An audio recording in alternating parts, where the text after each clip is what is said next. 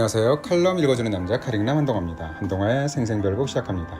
오늘의 주제는 하품과 한숨입니다. 우리는 간혹 상황에 따라서 하품을 하거나 한숨을 쉬는 때가 있는데요. 이 둘의 차이는 무엇일까요? 한번 살펴보겠습니다. 사람들은 졸릴 때 하품을 하고 가슴이 답답하면 한숨을 쉽니다. 하품과 한숨은 산소 요구량을 높이고 이산화탄소의 배출량을 높이는 호흡의 한 종류라고 볼 수 있습니다. 일상적인 호흡으로 해결이 안 되는 경우에 이 같은 특별한 호흡으로 문제를 해결하는 것이죠. 그렇다면 이 둘은 어떤 차이가 있을까요? 하품은 피곤하거나 졸릴 때 나옵니다. 이는 뇌를 각성시키기 위한 행위죠. 아침에 일어나서 기지개를 펴면서 하품을 하는 것도 잠을 깨기 위해서입니다. 밤늦게까지 TV를 보던 중 하품이 나면 보통 졸려 이제 자야겠다 라고 말하지만 사실 뇌의 입장에서는 잠을 깨려는 노력입니다. 업무 중이거나 공부할 때 그리고 운전 중에 하품을 하는 것도 졸린 것을 방지하기 위한 것이죠.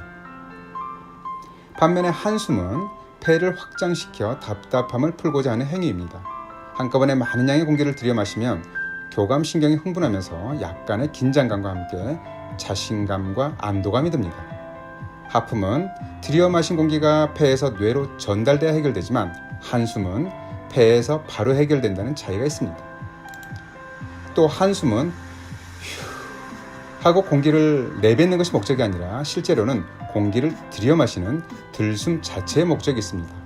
많은 양의 공기를 들여 마셨기 때문에 결과적으로 뱉는 날숨도 많아지는 것뿐입니다. 하품을 할 때는 입을 크게 벌립니다. 이유는 턱관절 근육을 스트레칭하면서 뇌로 가는 혈류량을 증가시키기 위해서입니다. 이때 경동맥이 자극되면서 카테콜라민과 같은 각성 호르몬도 분비됩니다. 기공 수련할 때 사자우처럼 입을 크게 위아래로 벌리면서 눈을 위로 치켜뜨는 동작이 있는데 이것도 머리를 맑게 만들기 위한 것입니다. 한의학에서도 하품 흠자를 써서 흠, 즉 하품은 잠들게 하는 음기와 잠을 깨우려는 양기가 서로 위아래에서 당기기 때문에 입을 벌려서 하품을 한다 라고 했습니다. 아니나 다를까 흠자의 갑골문자 해설을 보면 사람이 앉아서 입을 크게 벌리고 있는 모양이라고 나옵니다.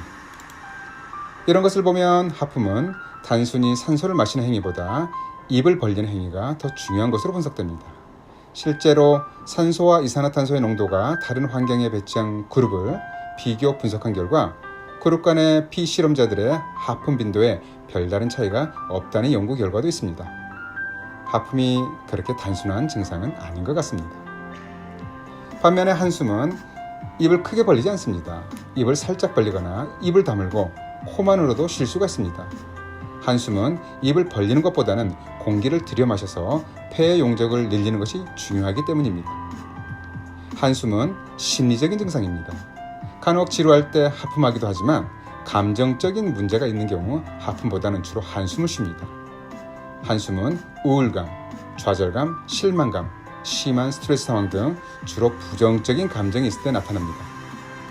한의학에서도 태식, 즉 한숨은 근심과 생각이 많으면 마음이 급해지고 기도가 조여지면서 불편해지는데 이때 한숨을 쉬어서 펼쳐 내보내고자 하는 것이다 라고 했습니다. 하품은 전염성이 있다고 알려져 있지만 이와 관련된 연구 결과는 분분합니다.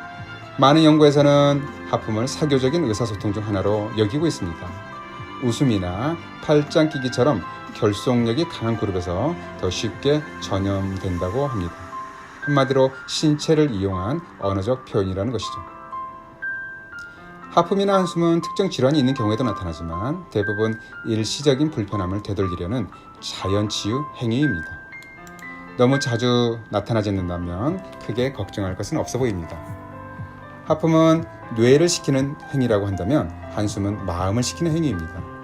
또 하품과 한숨은 우리 몸과 마음의 리셋 버튼입니다. 필요하다면 한 번쯤 눌러볼 만합니다. 잘 들어보셨나요? 그럼 오늘의 한동화의 생생별곡 마치도록 하겠습니다. 오늘 또 청취해주신 여러분들께 감사드립니다.